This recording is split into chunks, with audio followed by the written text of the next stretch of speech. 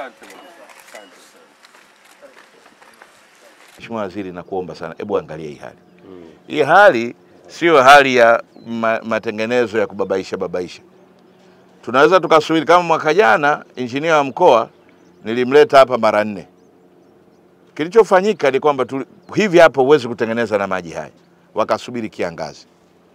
Wakaweka udongo, wakakandamiza na nini na hivi, lakini karavati za kupitisha maji zilikuwa chache. Na hii nilikemea, nikasema jamani, mbona nasikia zilikuwa 2 sijui ngapi. Sasa Mheshimiwa Waziri, wewe angalia maji yalivyokuwa mengi haya. Alafu unaweka kikaravati kimdomo kimoja hapa, kingine kule. Matokeo yake huo udongo na nini, kila kitu kilipopandishwa hapa kikafanya nini, kikasenzuliwa. Kweli si kweli? Kweli si kweli? Kweli. Mheshimiwa Waziri, na kuomba kwa niaba ya wananchi wangu wa Morogoro. Hii ni sehemu ya biashara kubwa, ni biashara pana. Lengo letu kwa mkoa ilikuwa hii barabara ambayo imeandikwa kwenye utekelezaji wa ilani, lakini pia kwenye mipango ya mwaka jana ya wizara yako. Mwaka jana barabara zote zilisenzuliwa, kwa hiyo mwaka jana tukuweka lami kwa sababu ilikuwa tunarudia kutengeneza barabara zilizobebwa. Morogoro ni kubwa sana. Kwa hiyo Mheshimiwa Waziri, sisi tulisema hivi, na Mheshimiwa Rais alitusikiliza, tulisema hivi, tunaomba tupate barabara inayopitika. Tukipata barabara inayopitika uhai upo. Lakini hivi Mheshimiwa haipitiki kabisa. Kwa hiyo nakushukuru sana Mheshimiwa Waziri, sana. Nimetumwa na jemedari wetu, kinara wetu, Rais Daktari Samia Suluhu Hassan. Amenituma nije kwenu Wanamlimba kwanza kuwapa pole. Rais Samia anasema poleni sana kwa kadhia iliyowapata na changamoto iliyowapateni. Anayo taarifa ya kutokea maafa haya. Lakini vile vile amepata taarifa hata ya huu msiba uliotokea. Na ndio maana akanituma nije na timu yangu. Moja, tuone namna ambavyo mmeathirika, na 2, tufanye kazi ya kurejesha mawasiliano, na 3, tuhakikishe ya kwamba tunaweka suluhu ya kudumu. Hapo vipi?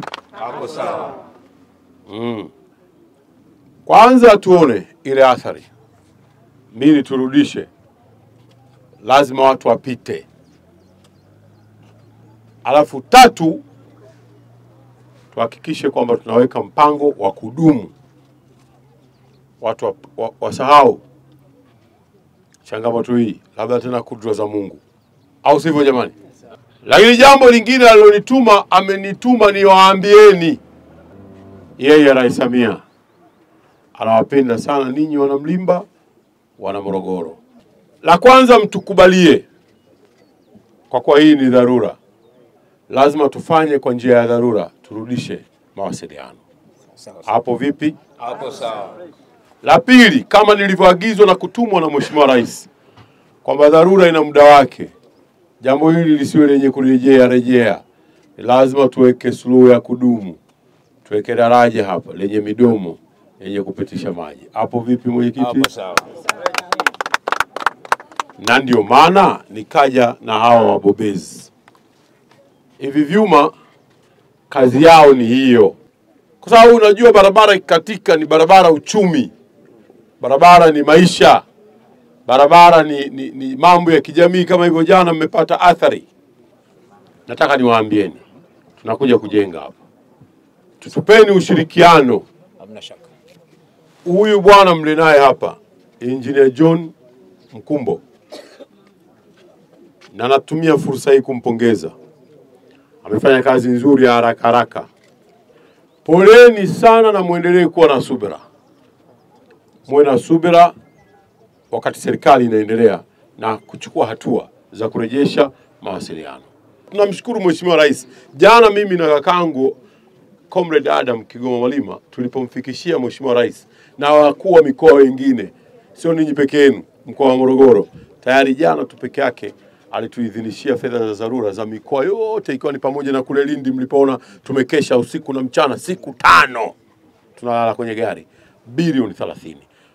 Mama Samia hoye. Oye. Yuko tayari kwa ajili ya wananchi. Sasa zile zitaziba viraka na zitaanzisha majenzi yale makubwa ya madaraja. Au sivyo jamani? Sawa sawa. Na nimekusifu hapa Bwana Mkumbo, lakini nataka uifanye kazi hii kwa weledi mkubwa sana na kwa viwango ambavyo vitatufanya wananchi waridhike kwamba kazi imefanyika. Hapo vipi? Hapo sawa.